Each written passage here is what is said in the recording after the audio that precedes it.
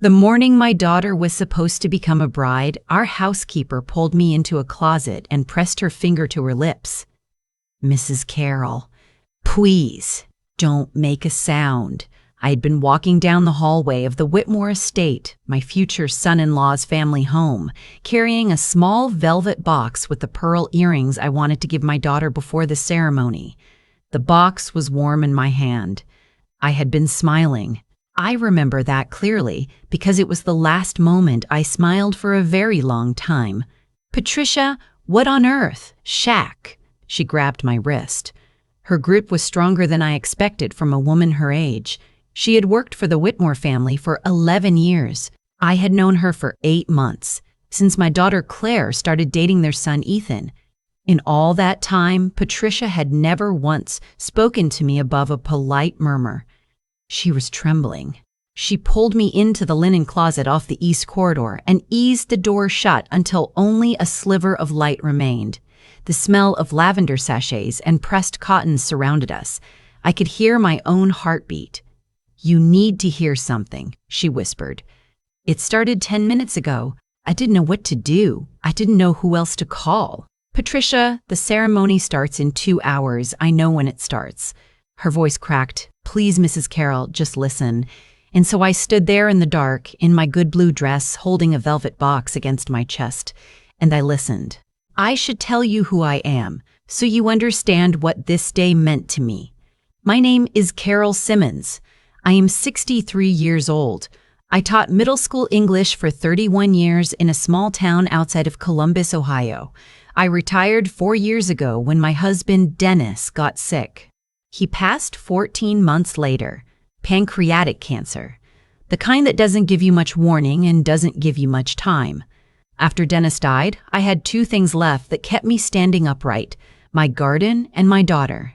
Claire was 31, a landscape architect, funny and fierce in the way that only quiet people can be. She had her father's eyes, that particular shade of gray-green that looks different depending on what they're looking at. She had spent most of her 20s building her career, and I had watched her do it with nothing but pride. When she called me last November and said, "Mom, I think I'm really in love this time," I sat down at the kitchen table and held the phone with both hands. Ethan Whitmore was 34. His family owned a regional property development company. Old money made newer with each generation. He was polished and attentive, the kind of man who remembers how you take your coffee and pulls out chairs without being asked. The first time I met him, I thought, he's almost too perfect. But I told myself that was just a grieving widow's suspicion talking, that I was looking for reasons to protect my daughter from something that didn't need protection. The engagement happened in April. The wedding was planned for September at the Whitmore estate, a sprawling property in rural Virginia with a stone chapel on the grounds that had hosted 4 generations of Whitmore marriages. I flew in from Columbus on Thursday. The wedding was Saturday. On Friday evening, the rehearsal dinner was warm and beautiful, and I drank 2 glasses of champagne and danced with Claire and thought, "Dennis, I wish you could see her." Saturday morning, I woke up early and dressed carefully and walked down the hallway toward my daughter's suite with a velvet box in my hand. And then Patricia pulled me into a closet. "He's in the study," she whispered. On the phone, "The door isn't fully closed." The study was 3 doors down the corridor. I could hear, very faintly, a man's voice. Ethan's voice. "I told you not to call today," he was saying. "Not today." A pause. "That's not my problem right now, Diane." The name landed in my chest like something cold. "I'm handling it. That's what I said I'd do, and that's what I'm doing." Another pause. Longer. "Yes, I know what the account shows. I know. Stop." His voice dropped lower. I pressed closer to the door crack. "After today, it won't matter. Once the paperwork is filed on Monday, her assets fold in automatically. That's how the prenup is structured. That's the whole point." I stopped breathing. $2 million in property holdings, Diane. That's what she's coming in with. And her father's firm if she inherits, which she will because the old woman's health is. He stopped himself. Recalibrated. "Just let me finish today. I'll call you Sunday night." I heard the click of a phone call ending. Then silence. then footsteps moving toward the other side of the room, away from the door. Patricia's hand found mine in the dark. I looked down. My knuckles were white around the velvet box. I want to tell you what the next 60 seconds felt like, because I think it matters. The first thing I felt was disbelief. Not the performative kind, not the surely there must be an explanation kind, but the genuine neurological confusion of your brain refusing to accept information it has just received. I stood in that closet and I thought, I must have misheard. The walls are thick, the acoustics are strange. I misheard a name, I misheard a word. Then I replayed it, all of it, word by word. 2 million in property holdings. Her assets fold in automatically. That's the whole point. The second thing I felt was fury, not hot and explosive, cold. The kind of cold that starts in your sternum and spreads outward until your hands stop shaking and become very, very still. Dennis had left Claire those property holdings. He had spent 30 years building a small real estate portfolio, nothing grand, just careful and consistent, the way he did everything. When he died, he left it to Claire in a trust with specific protections. I knew the details because I had helped him revise the documentation 2 months before he passed. The prenup. I had asked to see it. Ethan's lawyer had sent a summary, not the full document, and Claire had told me it was standard. I had let it go because I didn't want to be that mother, the one who shadows every joy with suspicion. I should not have let it go. Patricia was watching me. Her eyes in the thin light were steady and sorry. "How long?" I whispered. "I've heard calls before," she said. "Not like this, but small things, strange things." I told myself it wasn't my business. She paused. "Her name has come up before. Diane, more than once." "Who is she?" "I don't know. But she calls from a Tennessee number. I'd seen it on the house phone display." Tennessee. Ethan had told Claire he had no family in Tennessee. He had said his only living relatives were here, his mother, an aunt in Maryland. I looked down at the velvet box again, Claire's pearl earrings, the ones Dennis had bought for her college graduation that she hadn't worn since his funeral, because she said they made her feel close to him, and she was saving them for the right day. Today was supposed to be the right day. I made a decision. The thing that saved me in that moment was 31 years of teaching middle school. When you teach 12-year-olds for 3 decades, you develop a particular skill set. You learn to remain outwardly calm while internally cataloging everything. You learn that the worst thing you can do when a situation is unraveling is let the room see your panic. You learn to move slowly and speak quietly and act only when you know what you're doing and why. I thanked Patricia. I asked her to say nothing to anyone for the next 2 hours. I asked her if she had seen the calls on a shared phone line and whether any records might exist. She said the estate still had an old landline system in the kitchen that logged incoming numbers with timestamps. I asked her to write down the Tennessee number for me. Then I walked, steadily, back to my room. I sat on the edge of the bed for a moment. Then I picked up my own phone and called my friend Janet, who had been married to an estate attorney for 27 years. Janet, who I had called from a hospital parking lot when Dennis got his diagnosis. Janet, who has never once in our 40-year friendship told me I was overreacting. "I need you to do something for me right now," I said when she answered. "I need you to look up a Tennessee phone number and tell me everything you can." Janet didn't ask why. She just said, "Give it to me." While I waited, I opened my email and found the prenup summary Ethan's lawyer had sent in July. I read it again, this time without giving anyone the benefit of the doubt. The language around asset consolidation was vague in a way I had dismissed as legal boilerplate. I understood now that it was not boilerplate. It was intentional. Janet called back in 11 minutes.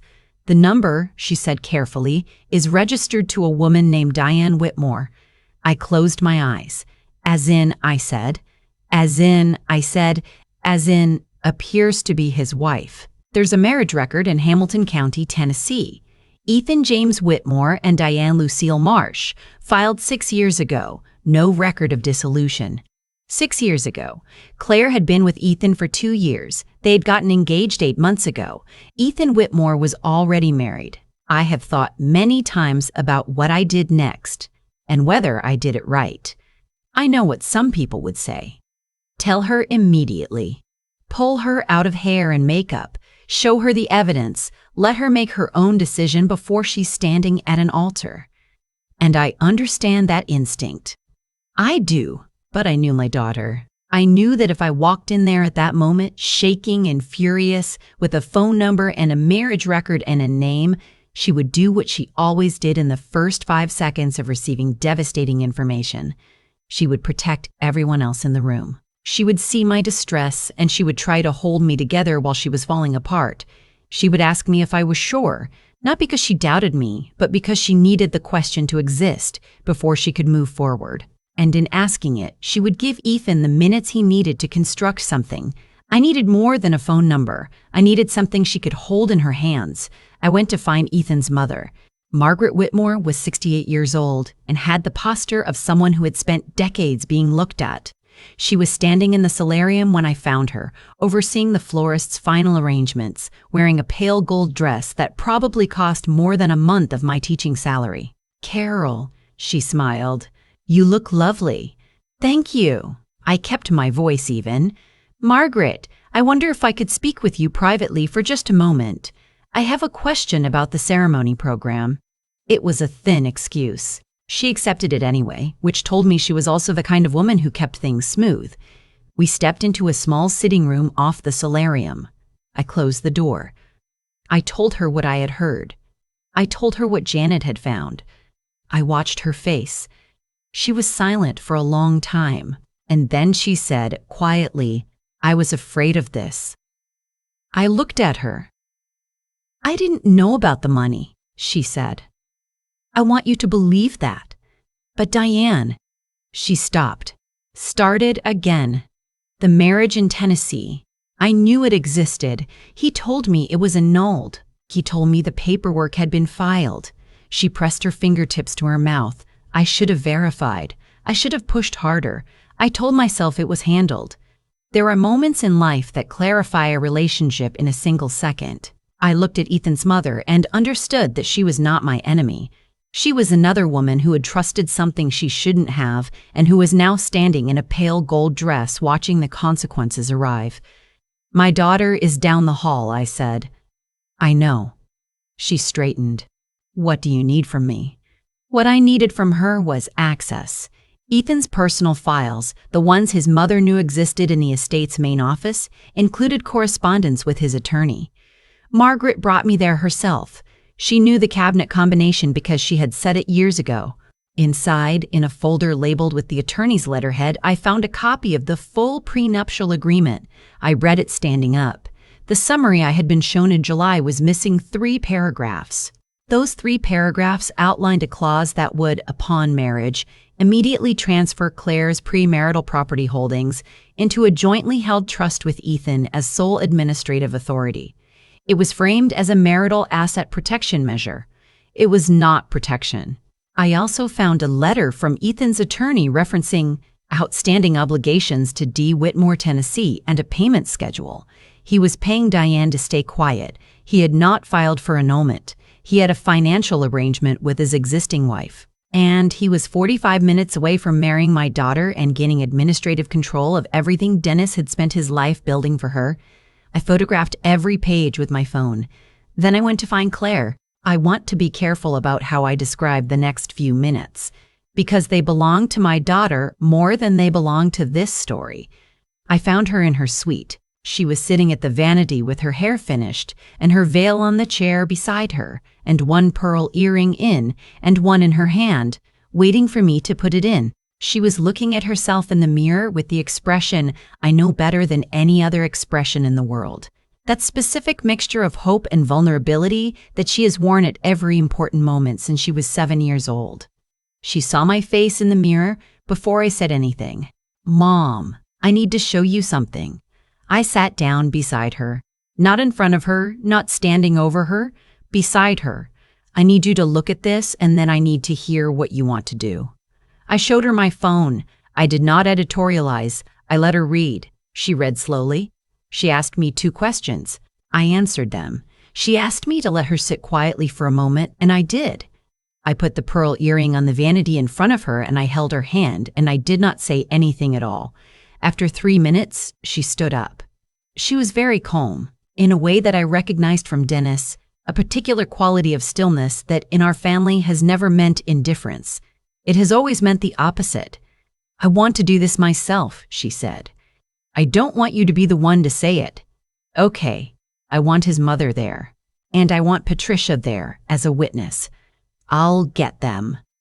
She looked at herself in the mirror one more time. She took the veil off the chair and set it carefully aside. She smoothed the front of her dress. "Dad would have found this in the first month," she said. "He would have," I agreed. "Good thing I have you." We gathered in the small sitting room off the solarium, Claire, Margaret, Patricia, and me. I sent a message to the wedding planner asking her to please delay the seating of guests by 15 minutes, citing a small timing issue. Then I went to find Ethan and asked him if he would join his mother briefly before the ceremony. He came in smiling.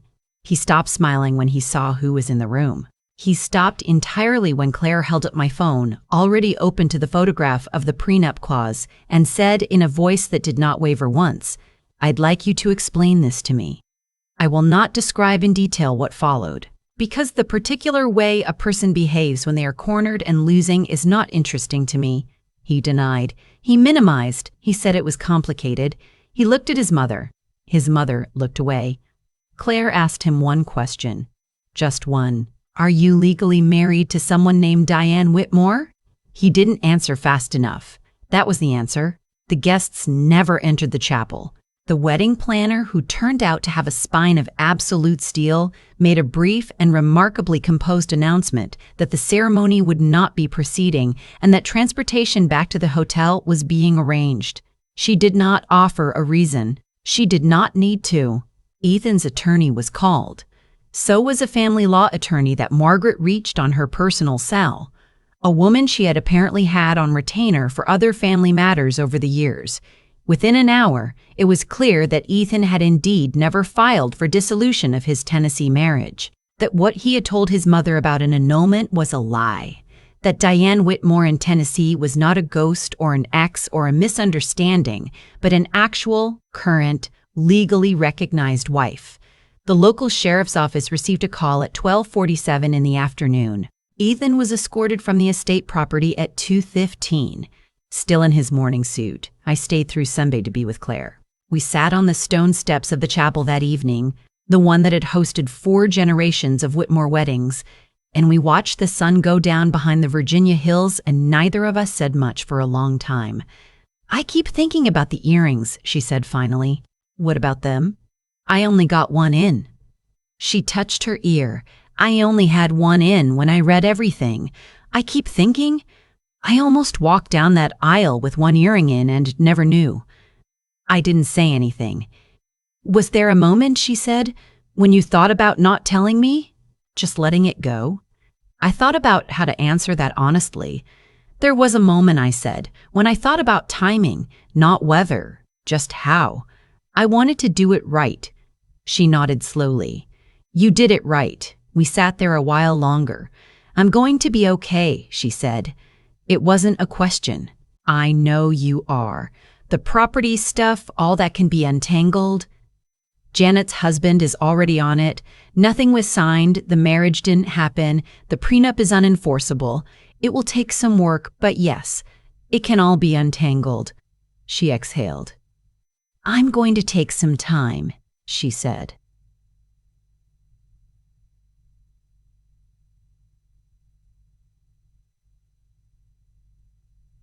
"He has to help me and take some time," she said. "Go somewhere.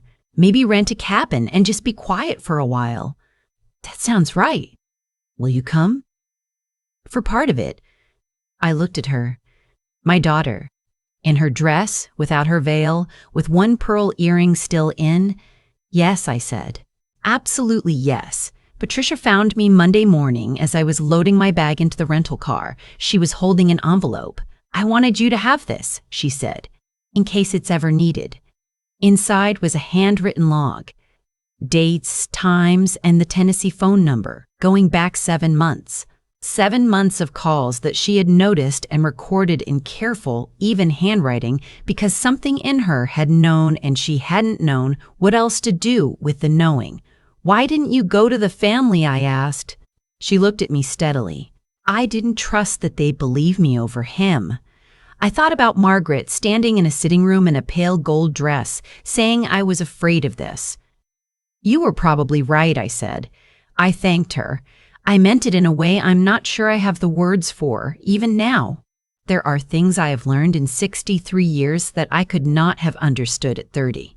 One of them is this: love is not enough to protect the people you love. Love is the reason, but the protection, that takes attention. It takes staying in the room when your instincts tell you something is wrong, even when the room is a linen closet and you're in your good blue dress and you were smiling 3 minutes ago. Dennis used to say that the most dangerous thing in the world is a good surface. A beautiful house with bad wiring, a smooth road with a sinkhole underneath. He meant it generally. He was a careful man, not a cynical one. But I have thought about that phrase many times since September. Claire is doing well. She took 3 weeks at a cabin in the Smoky Mountains. I was there for the first 10 days. We hiked and read and cooked and talked about her father more than we had since the funeral, and that was good for both of us. Ethan faces legal proceedings. I will not pretend to know how those will resolve. I know that the truth is on record now and that it cannot be put away. Diane Whitmore in Tennessee, from what I understand, had also been deceived about the nature of her marriage, led to believe it had been annulled years ago. She has her own grief to carry. I have nothing but compassion for her. Margaret Whitmore sent Claire a handwritten letter and transferred back the full cost of the wedding without being asked, within 2 weeks. That is not nothing. That does not fix anything. But I noted it. And Patricia left the Whitmore estate shortly after. Last I heard, she was working for a family in Charlottesville, one her previous employer recommended without hesitation. I hope she knows what she did. I hope she carries it as the good thing it is. As for me, I'm back in Columbus. My garden is a little overgrown from the weeks away. But that's a solvable problem. I have a cup of coffee every morning on the back porch, and I look at what Dennis planted along the fence line, the rose bushes that are too stubborn to die, and I think about attention and love and the difference between them. Some mornings I think, what if I hadn't gone down that hallway? What if I had sent the earrings with the flower girl? What if Patricia had decided it wasn't her business the way she almost had 100 times before? I try not to stay in that thought too long. What I know is this: I went down the hallway. She pulled me into the closet. I listened. And my daughter walked out of that chapel free. That is the only ending that matters to me. And if you're out there right now, carrying something you've noticed and don't know what to do with, something small and strange that doesn't add up, something you've been talking yourself out of for months, please, say it to someone. Write it in an envelope if you have to. The truth doesn't need the right moment. It just needs one person who refuses to look away.